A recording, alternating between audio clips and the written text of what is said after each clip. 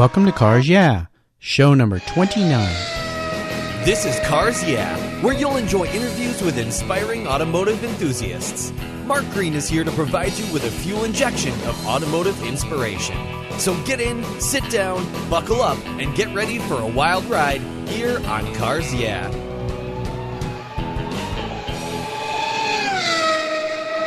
Hello, automotive enthusiasts. I am very excited today to introduce my special guest, Tim McGrane. Tim, are you buckled up and ready for a fun ride? I am, Mark. Okay. Tim McGrane is the executive director of the Blackhawk Automotive Museum.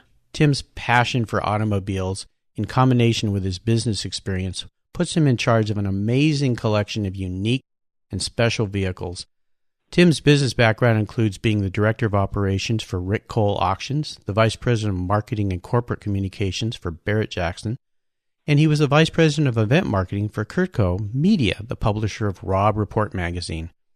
He is a committee chair for the Pebble Beach Concours d'Elegance and a consultant to the Credit Suisse Classic Car program.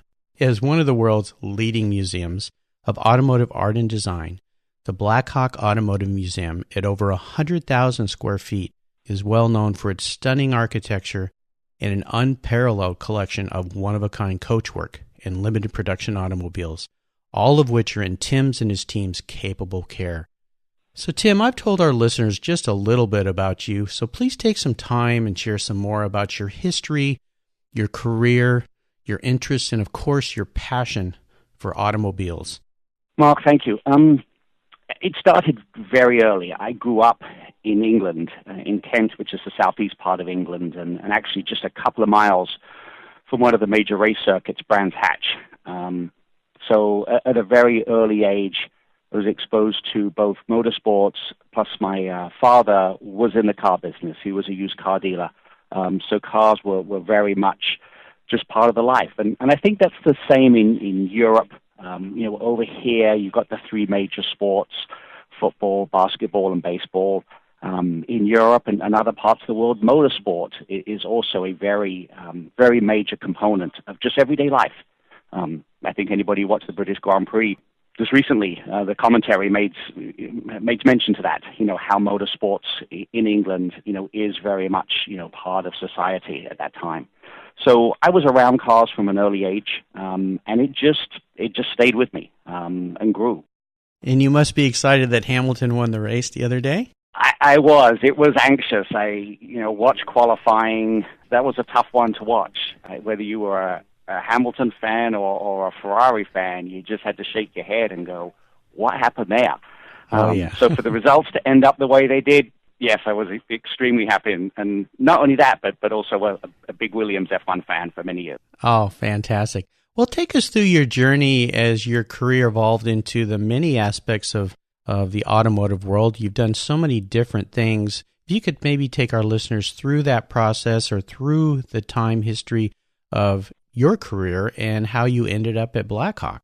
I finished my mechanical engineering degree in southeast of England, and a friend of mine, we had decided we were going to come to the United States. This was in the early 80s, in 81, for a 3-week vacation, and then we came to California.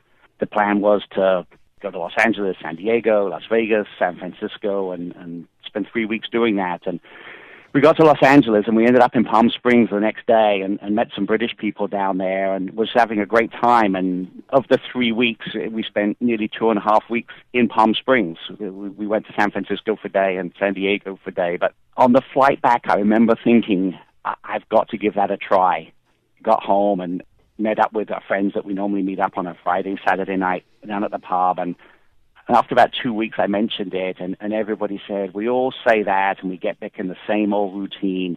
And I knew, this was in October, and I knew that I just had to keep that flame alive. And fortunately, I kept in touch with one of the British families that we'd met. And February the following year, thanks to the programs that Freddie Laker, when Laker Airlines were in their heyday, packed everything I could into 2 suitcases and headed back to Southern California and haven't looked back since. What an adventure. And having grown up in Southern California, I guess I took a lot of that for granted. But what was it about Southern California that was pulling you there?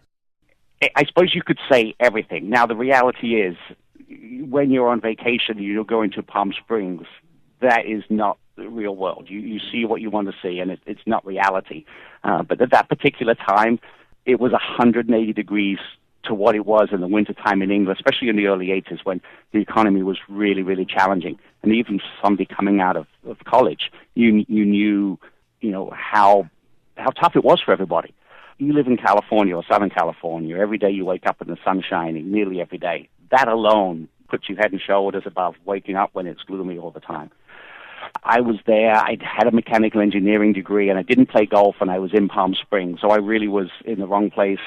But I ended up in the hospitality business and met a gentleman that had a exclusive inn and restaurants and nightclubs and started in that business for a period of time. And that got me very well entrenched with the Palm Springs community and the Chamber of Commerce. And by 83 or 84, there was a few English people down there, also people that were into cars.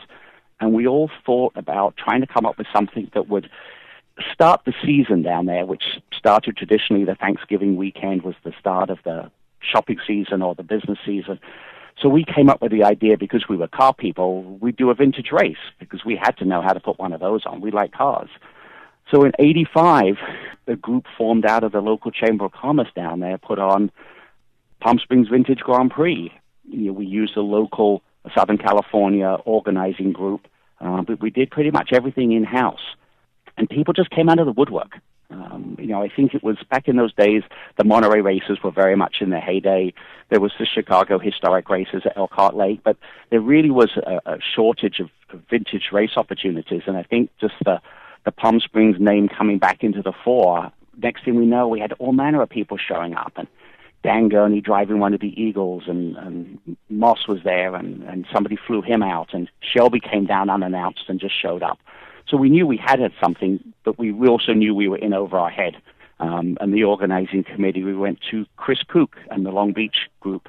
Chris at the time was obviously doing what was a very successful Long Beach Grand Prix, but was also running the IMSA race that was happening at the Del Mar Fairgrounds, or the racetrack. And he agreed to take over the running of the races from an operational point of view, and we as a local group would support it with logistics. We did that. That was in 86.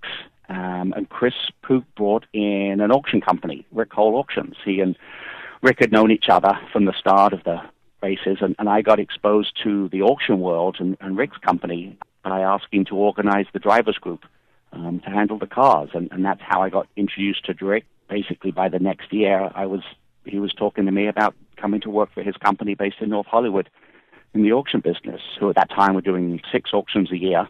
Rick was the person that started did the first auction in Monterey.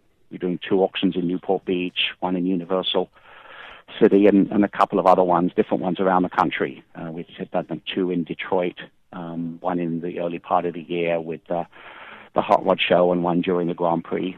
So that was my start in the auction business, and basically being very entrenched in the sports and race car world, predominantly in the late 80s when it was just on fire. I went to that first race in 85 in Palm Springs. I was living in Del Mar and would go to the races, of course, the next year, the Del Mar Grand Prix, and of course up to Long Beach Grand Prix. So how funny that I was there, and here we are, how many years later?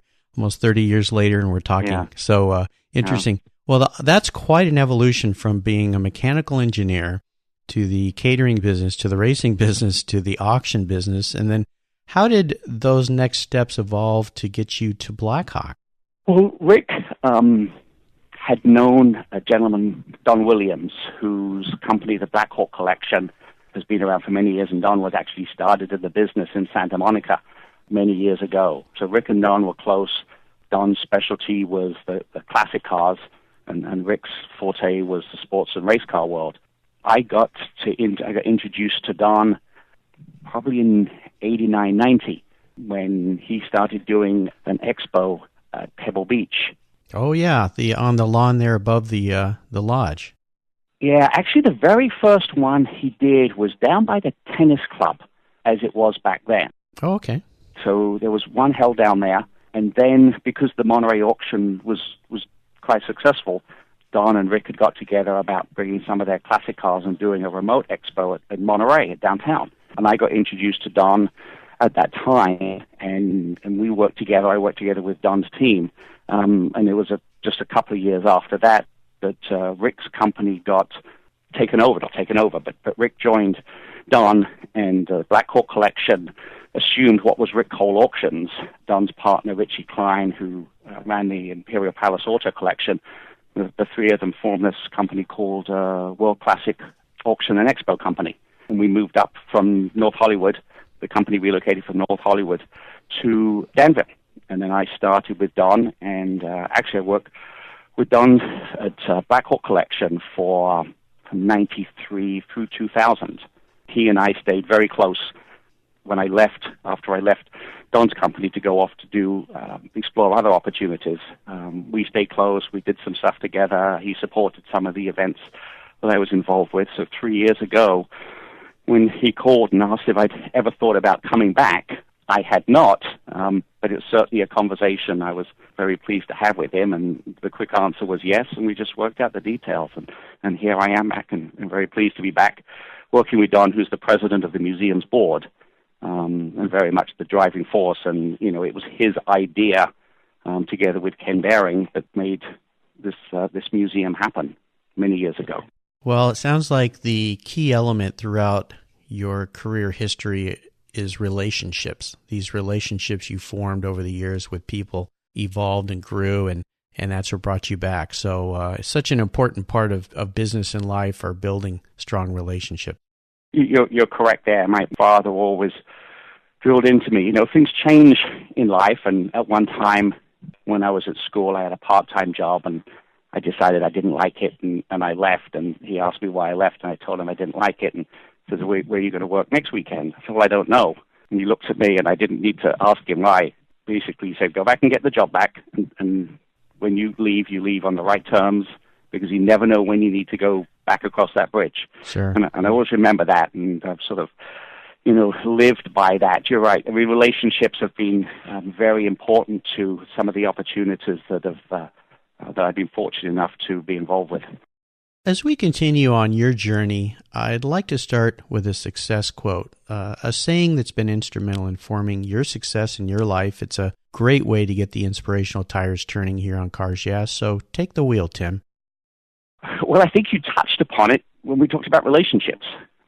I think that that really is the underlying way that I approach everything. It's whatever I've been involved with, whether it's a one-time opportunity, always create the relationships and never do something that would prevent you from coming back to that venue. As somebody that spent a lot of time in the special event world, we go to venues to conduct, whether it's an auction or it's, in my previous life, a luxury lifestyle world, and that sometimes can have some challenges for the venue we're at, and we always take that approach wherever we take a car to an event, do an event at a particular venue, always do it that you want to come back every year and build the relationships, not when you need them, but just because you want to build them. It's very easy for somebody to say, hey, we're having a problem, let's call this person up and see if he'll become our best friend overnight. Always like to have people that you just know because you want to know them rather than you need to know them. Sure. Well, and obviously you've incorporated that philosophy into your business as you described to us, as building these relationships and nurturing them and taking care of them. And as your father taught you, not burning any bridges, so that you never know where these relationships can bring us back to in our future. So wonderful. Would you share with a story with us that is perhaps a moment that instigated your passion for cars, that pivotal time in your life when you really knew that you were a car guy? I think it was probably one of the times we were heading out to Brands Hatch Racetrack. We would go out there quite frequently for all types of motorsports, but in the late 60s, early 70s, it would host the British Grand Prix every other year. The race would alternate between Silverstone one year and Brands Hatch the other year. And there was a group of us, and we were probably in our early teens, and there was one person that had the car, and he'd go around and pick everybody up. And I remember that, going out there, and the weather in England, traditionally was, you hoped that it wasn't going to rain. It may be cold and miserable, but invariably it rained. And one year it was just pouring down.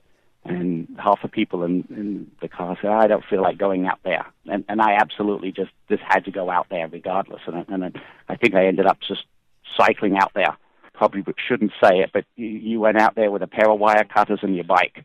And you cut a hole under the fence to crawl under, and you threw your bike over the top and out in the Grand Prix circuit. And yeah, I couldn't not miss that just because of the weather. Perfect. I think that was probably one of those moments that, and I think probably anybody that's got a passion, whether it's for motorsports, cars, or any type of sport type event, I think we've all had those similar type of experiences of having to be somewhere. Oh, sure. Tim, what I want to do now is take a look at some of the roads you've driven down and really crawl under the hood and get our hands a little dirty. Would you share with us a huge challenge in your career, in your past, or maybe even a great failure that really pushed you to a breaking point, but more importantly, how you overcame that situation and what you learned from it?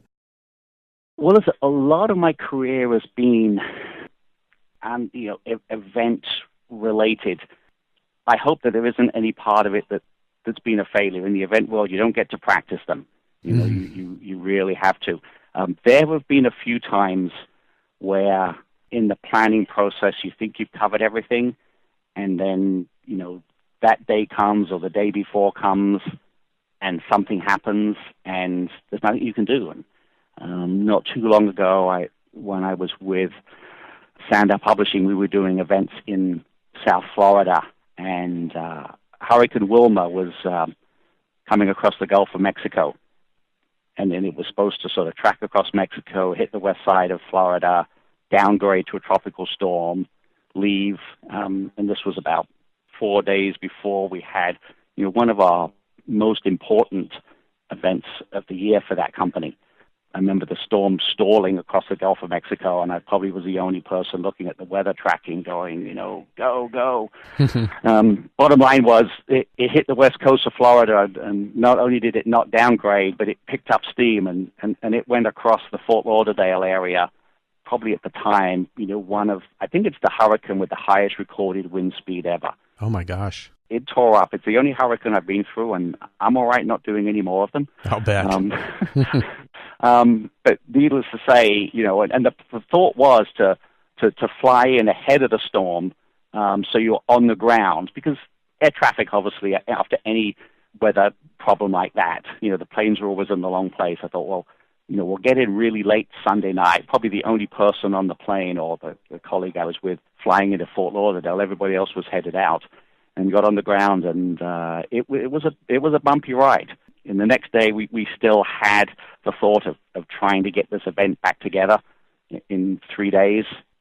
We ended up making the decision about 8 hours later that it wasn't going to happen, but just being there. And once you're in an area that's as devastated to the extent that South Florida was, it was an eye-opening experience. I mean, we spent the day in Fort Lauderdale and had to drive all the way across to the far side of Florida to find a hotel that was even open up in Sarasota, and then come back the next day. And I think at that point, it probably the realization that this is one of these events that isn't going to happen. And you had to put sort of get that information out as quick as possible, because lots of companies were going to participate and try and share to get that information out and pick up the pieces and regroup. Yeah, you pick up the pieces, but then obviously, in a very short period of time, get something else rescheduled. So not just sort of say it didn't happen. That was quite an experience. Oh, I'll bet it was. Oh, that sounds horrible. Tim, let's shift gears here and go to the other end of the spectrum and share a story with us when you had a real aha moment in your career, a time when you realized that I can actually make a living working around automobiles and my passion for automobiles. Take us through the steps that you did to turn that aha moment into a success.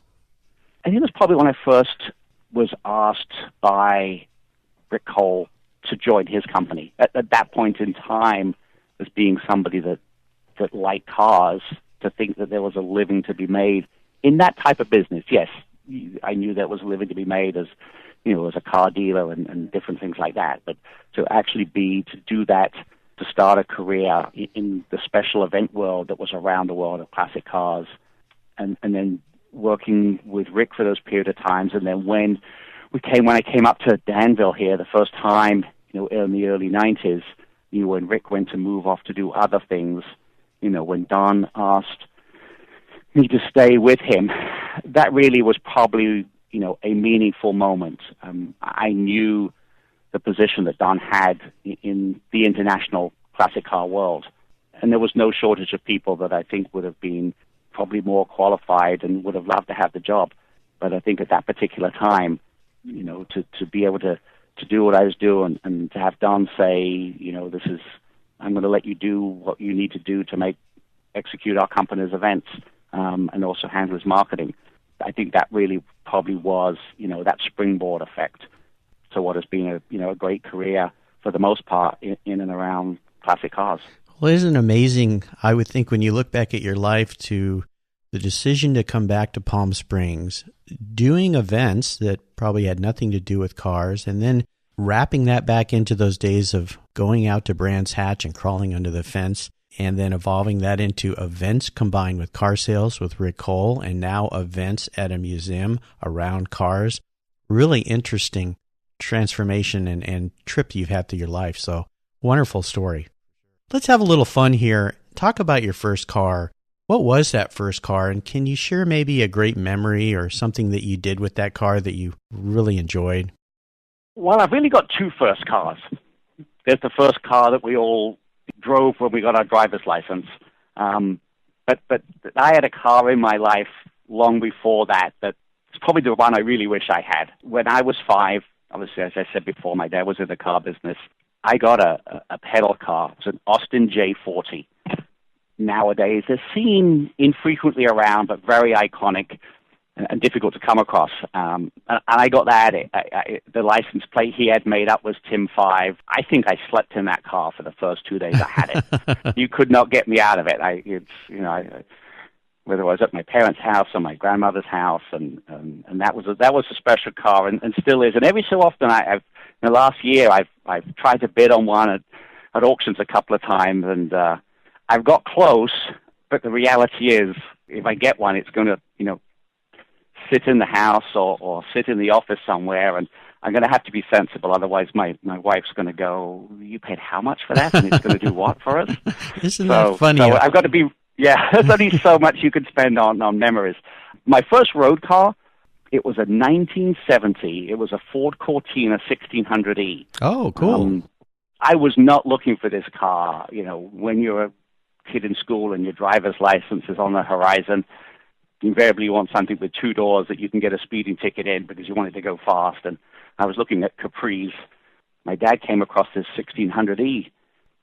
And I looked at it because he asked me to, and actually, grew to like it, and I had it for the longest time. In fact, I kept my dad keep it probably 5 or 6 years after I moved out here, and I think he had that reality conversation with me, and he says, I know you want to keep the car, but even when you come back, are you really going to want to drive a car with like that when you're used to American cars? It's funny, I just recently bought a video on the Ford Cortina, sort of reminiscing about the 1600E. Mm-hmm. So that was my first car. It's out there somewhere. It's out there somewhere. When I was very young, I had a Garton pedal car. It was called a Cadillac, and it was yellow. And I always wished that we'd kept that, but we moved, and my mom gave it to a neighbor, and I never forgave her for that. I always wanted that Cadillac back. And I have a picture of me in it, and I know you sent me a picture of you in that little pedal car, so I hope you find that someday and get to park that in your living room or your office. Is there a car in the past that you've sold that you have seller's remorse over that you really wish you had back? I don't think so. I haven't really been in the world of sort of buying and selling cars, but I've tried to, whether it's cars or items that you own, if you decide to sell something, I don't think you can. I think if you have seller's remorse, then you're just going to torture yourself. Sure. Of course, in today's world, we all come across lots of people, especially in the car world, where some of these cars are getting to prices that are certainly making headlines in the car publications, and people go, "Oh, I used to have one of those." Yeah, but don't dwell on it. Right. Don't look back. Just look forward. That's it. Is there a current project you're working on right now at the museum that really has you excited and fired up? There is. There's a couple of things we're working on. We're looking to do. We've just done quite a shuffle of our car gallery. It's not finished yet, but we're looking to come up with a couple of themed displays for later in the year for car-wise, and that's still in the works.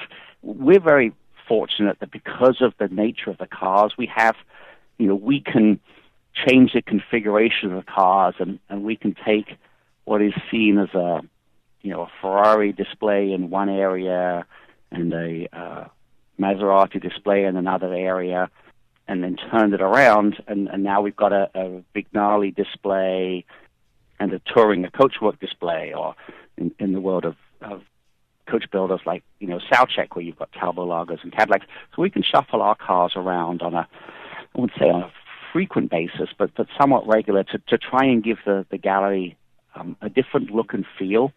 Mm-hmm. Yes, we do get people that come to the museum, and it's their one time they're going to come here, whether they come from Southern California, the East Coast, or Europe. Maybe we're on their bucket list, and once they've checked that box, we may not see them again. But we also have a lot of people from the Bay Area, or people that travel, that come here, relatively frequently, and we have to be conscious of, as much as it's nice to see the cars over and over again, sometimes just by changing the direction they face. They sometimes see a car we've had for a long time, but they think they've seen it for the first time as they see it from a different angle. Sure, absolutely. Now, here's an interesting question for you, Tim. If you were a car, what car would you be and why?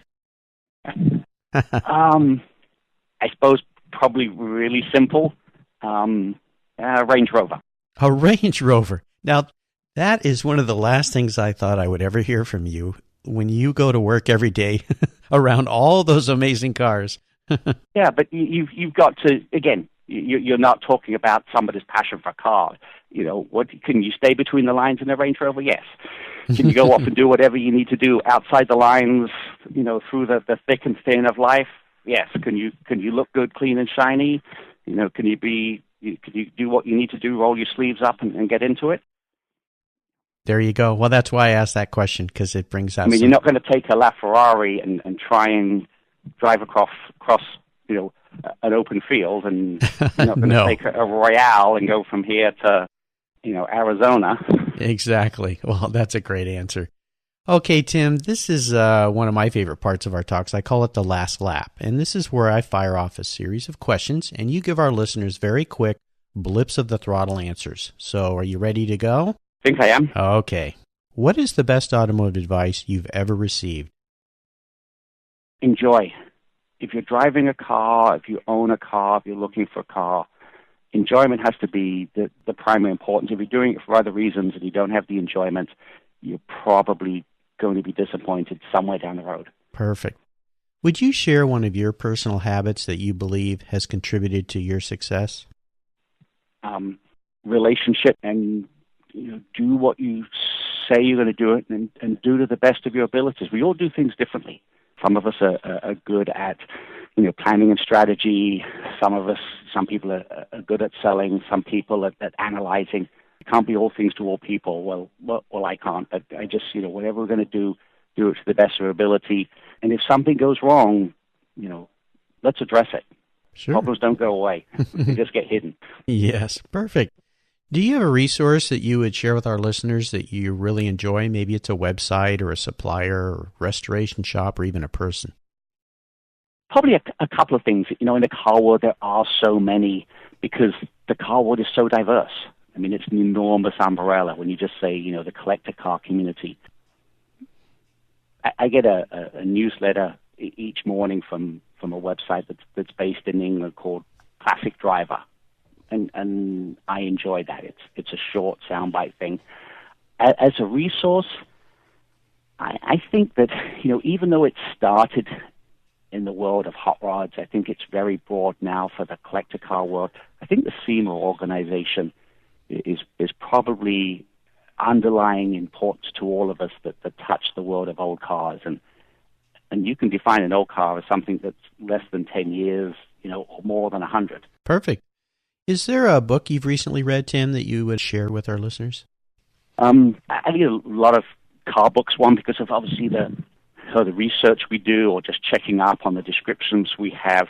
But there's a couple of books, not so much automotive books, but there's one book or a couple of books written by a chap that I've really enjoyed reading. There's a writer called LJK Setright.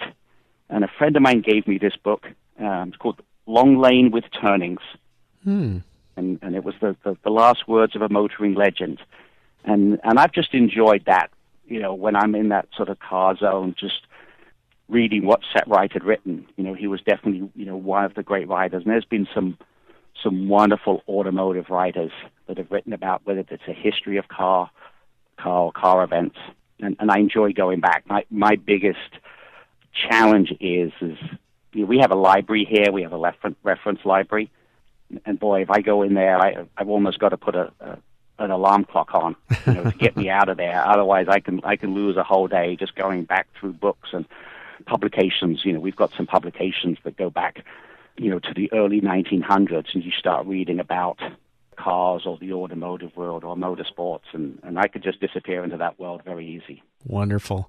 Well, listeners, you can find links to all these resources that Tim has shared with us today at carsyeah.com/Tim McGrane, or just put Tim's name in the search box. That'll lead you to his show notes page. So, Tim, we're now at the Checkered Flag, and this last question can sometimes be a challenge for people. I like to call it a real doozy. If you could only have one collector car in your garage, something you could not sell to buy other cars with, and money was no object, what would that car be and why? That is a very challenging question, and I've asked that question to a number of people over the years, and more recently, we have a speaker series at the museum here. We do in the spring and the fall, and after the presenters had that, we have 6 questions we ask them, and and one of the questions is that, and I know how they agonize over it, but I've got one. It's the 1959 Aston Martin DBR1. Ooh. The Le Mans winning one, for a number of reasons. One, growing up in England, Aston Martin was certainly top or equal top of the list of cars I probably had lined up on my school desk. Sterling Moss, won the world championship for Aston Martin in it. Shelby won Le Mans 24 Hours in it. One of the greatest team managers ever, John Wyer, was the manager. And I just think the car is one of the most beautiful designs out there. So that easily would be the one that would be a hard choice, but that would be the choice. Well, what a wonderful choice. That is one of my favorite cars as well. It is just spectacular, beautiful, wonderful. So excellent choice. Great job. Well, Tim, you've taken us on a great ride today, and I've really enjoyed your stories. I want to thank you for sharing your journey with us. If you could please give our listeners one parting piece of guidance before you drive off into the sunset in that Aston Martin, and let our listeners know what's the best way for them to find you at the museum, and then we'll say goodbye. Okay. I would say it's advice, but definitely I think that enjoy life. I see people that come to the museum, come to events. I've met them around there, and don't put off enjoying life till tomorrow or next week. Take every day and live life to the fullest. Absolutely. And if living life to the fullest is making a visit to the museum, our website address is blackhawkmuseum.org. We are located in Danville, which is a town in the East San Francisco Bay Area. Walnut Creek's to the north of us. Pleasanton, Dublin is to the south of us. If anybody makes their way to the Monterey Peninsula, we're just about 2 hours outside the Monterey Peninsula, so see us on your way there or stop by on your way back. Absolutely, and thank you for the great words of wisdom. And I can say, having visited the Black Hawk, if you're anywhere near that area, even if you're not, make a special trip to go there. It is wonderful. You will not be disappointed. It's just a spectacular place. Just the environment there is wonderful. And then to have all those cars in there is extra special. So listeners, again, you can find all this information on carsyeah.com/Tim McGrane. Tim, thank you for being so generous with your time and your expertise and your stories today. I've really enjoyed talking with you. Until we talk again, we'll see you down the road. Goodbye, and thank you very much for the opportunity. I very much enjoyed it. Oh, I did too. Thank you so much for joining us on today's ride here at Cars Yeah. Drive on over to carsyeah.com to find show notes and inspiring automotive fun. Download your free copy of Filler Up, a fun book filled with gorgeous photographs of fuel filler fun, including quotes from more inspiring automotive enthusiasts. Download your copy today, and we'll see you next time on Cars Yeah.